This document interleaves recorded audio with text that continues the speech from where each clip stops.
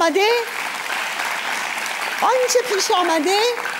واکنش رژیم به دورانی است که با 3 تحول بزرگ شناخته می شود. اول، قرار گرفتن رژیم در شرایط اضطراری به لحاظ اقتصادی، اجتماعی و بحران‌های مهارناپذیر. دوم، ورود جامعه ایران به فاز خیزش‌ها و قیام‌ها که از دی‌ماه 96 آغاز شده. و سوم، برپایی شبکه سراسری شورشگران دلیر و فداکار با آتش شعله‌ور کانون‌های شورشی علیه مظاهر حاکمیت فاشیسم دینی. بنابراین در دوران جدید تعارض بین رژیم و جامعه ایران بیش از پیش تشدید می شود. شاه هم در ته خط به حکومت نظامی و نخست وزیر کردن ارتش بود اظهاری رو آورد، اما نتیجه معکوس گرفت. در این دوران شبه راه حل‌ها و آلترناتیوهای تصنعی و مجازی فضای حیاتی خودشون رو از دست میدهند. میانه روی و اصلاح طلبی قلابی مردار شده و انقلاب و سرنگونی به مثابه تنها راه حل درخشان و تابان می شود. بله، دوران جوشش قیام‌ها و برپایی گردانه‌های ارتش آزادی است. همونطوری که در مارسیز سرود ملی فرانسه اومده و همونطور که نبردهای استقلال آمریکا اون رو گواهی میکنه. پس تکرار میکنم، رژیم آخوندی در بنبست سرنگونی است. مردم و مقاومت به سوی پیروزی پیش میروند و ایران آزاد میشود.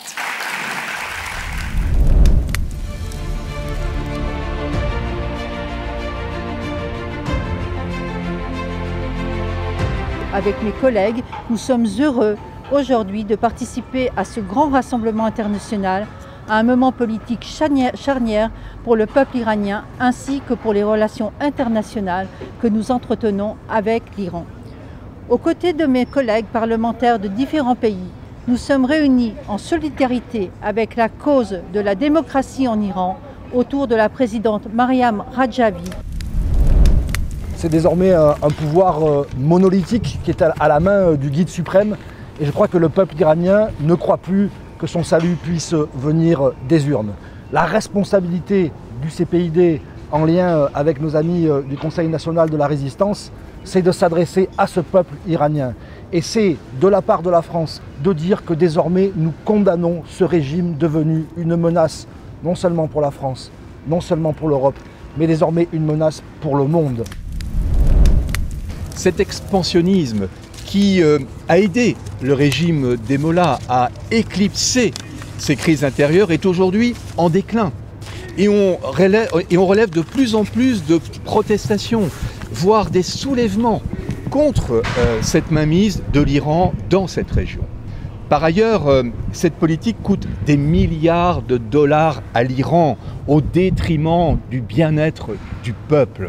Cette posture de puissance régionale ne trompe plus personne aujourd'hui. Mais c'est plutôt un écran de fumée pour cacher la fragilité du régime. Nous, Français, nous savons ce que signifie la résistance intérieure.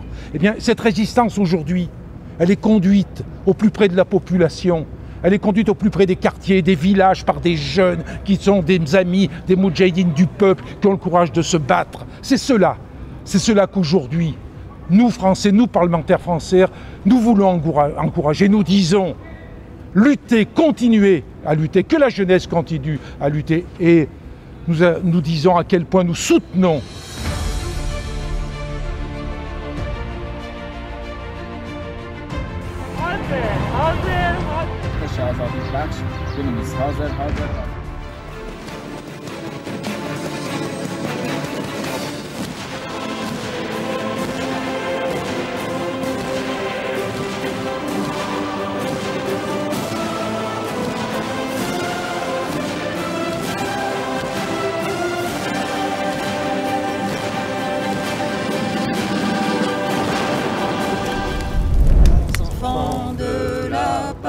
patrie, le jour de gloire est arrivé. Contre nous de la tyrannie, l'étendard sanglant élevé, l'étendard sanglant élevé.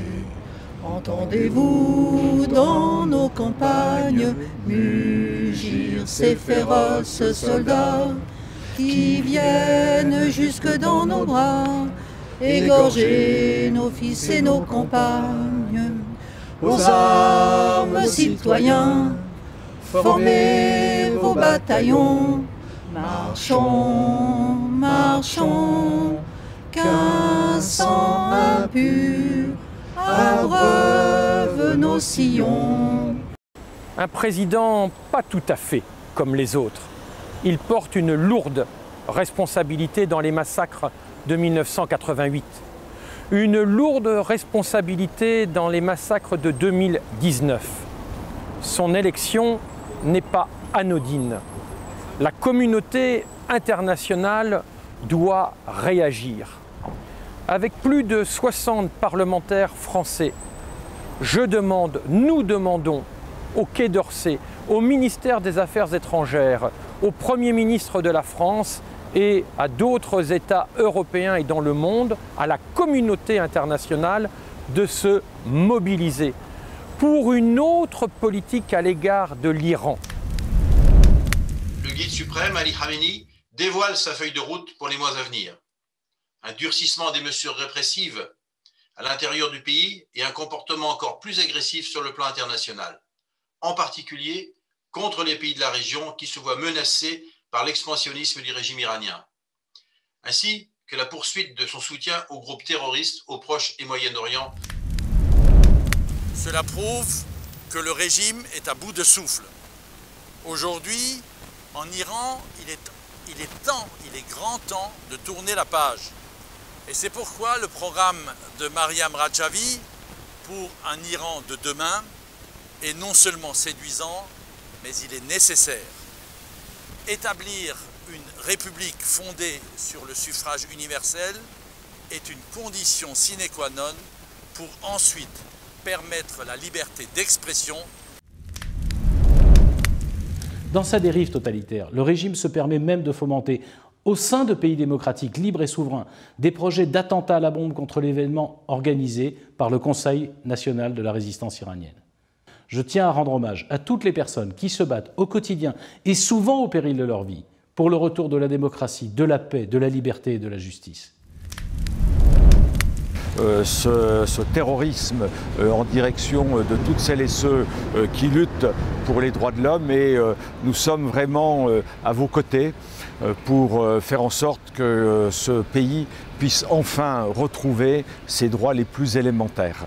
Je voudrais vraiment vous dire combien nous attachons de l'importance à la mobilisation qui est la vôtre. C'est ici, devant même l'Assemblée nationale, que je m'adresse à vous. Vous êtes admirable, admirable et héroïque. Et je sais que vous allez continuer votre combat magnifique. Bravo. C'est un exemple que vous donnez au monde entier. Après tant d'oppression, après tant de sang, après tant de désespoir, une telle force, c'est celle de la résistance. C'est celle d'être ou ne pas être. Vous avez choisi d'être. Vous êtes un exemple pour nous tous. Vive ce grand peuple iranien. Je salue toutes celles et tous ceux qui vous entourent et qui combattent pour ces valeurs de liberté, d'égalité entre les hommes et les femmes et ce principe universel du vivre ensemble. Je soutiens le programme de Madame la Présidente Maryam Rajavi pour l'Iran de demain.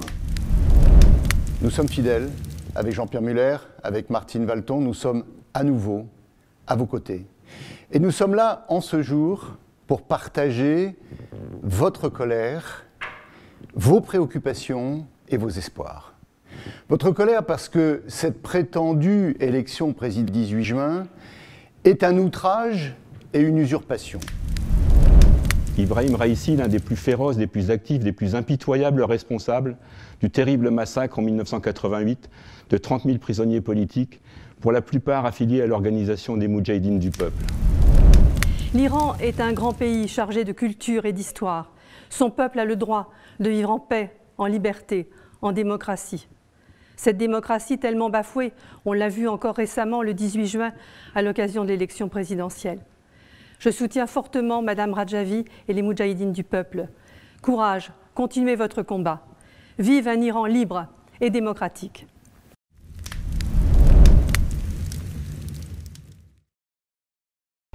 J'espère que très prochainement, le peuple iranien, grâce à l'action du Conseil national de la résistance iranienne, à tous les amis des Iraniens, retrouvera la paix, retrouvera la prospérité.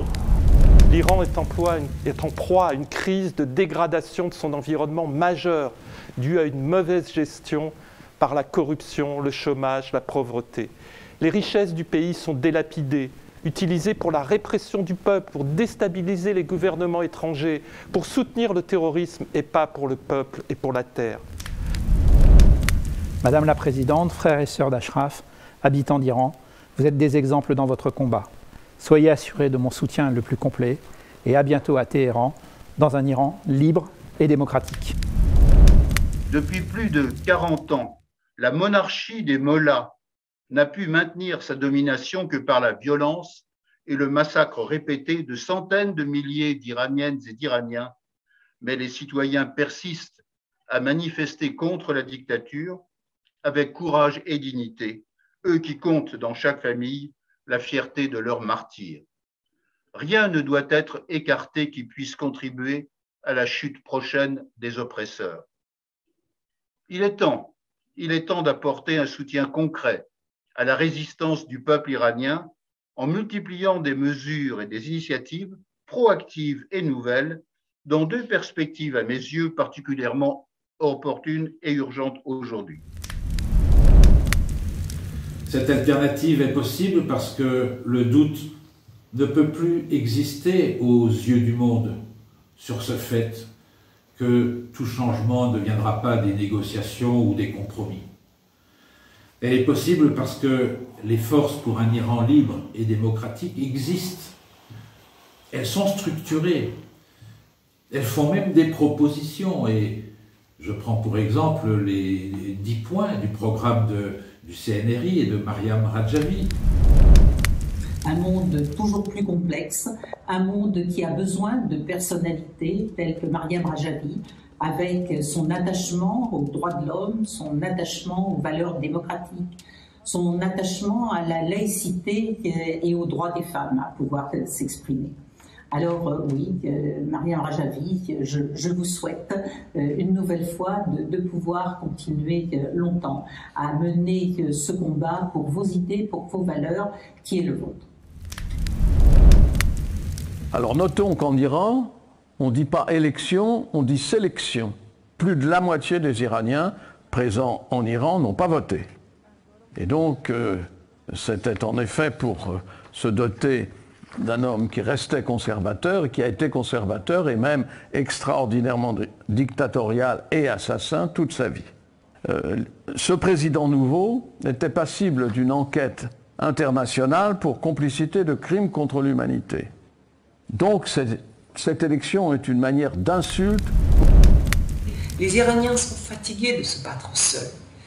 Je ne crois pas non plus que la communauté internationale soit ignorante de l'existence d'une opposition crédible. Tout le monde connaît les moudjahidines du peuple, avec ces rassemblements géants dans toutes les capitales du monde et des milliers de participants. On connaît vos sacrifices, on connaît le prix élevé que vous avez payé pour un Iran libre et que vous continuez à payer. On connaît votre programme d'égalité homme-femme, on connaît votre programme de séparation de l'Église et de l'État. C'est une idée importante, une idée forte, une idée juste que d'organiser ce colloque sur l'Iran au lendemain des élections présidentielles. Il faut savoir que, quel que soit ce message d'écoute, et pour dire la vérité, ce message de sympathie pour tous ceux qui défendent, à l'image de l'Union européenne, plus de liberté, plus de démocratie dans la vie quotidienne. La paix, c'est la condition, et la condition de la prospérité, et la condition de la paix, c'est la liberté de chacun. Les Iraniens y ont droit complètement.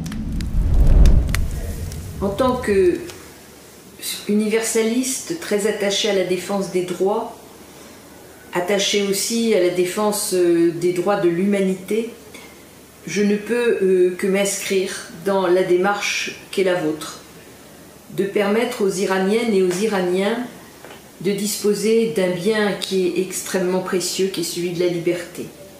La liberté de choisir ses dirigeants, la liberté de choisir son destin, la liberté de choisir sa religion, de choisir son conjoint, de choisir l'éducation que l'on veut donner à ses enfants, de choisir son métier, de choisir sa manière de vivre, quelle qu'elle soit. Il est impératif de signifier aux dirigeants iraniens non seulement que nous resterons toutes et tous vigilants, mais que les gouvernements et instances de l'Union européenne se joindront au soutien de la création de la commission d'enquête de l'ONU pour faire la lumière sur ces massacres perpétrés il y a maintenant plus de 30 ans.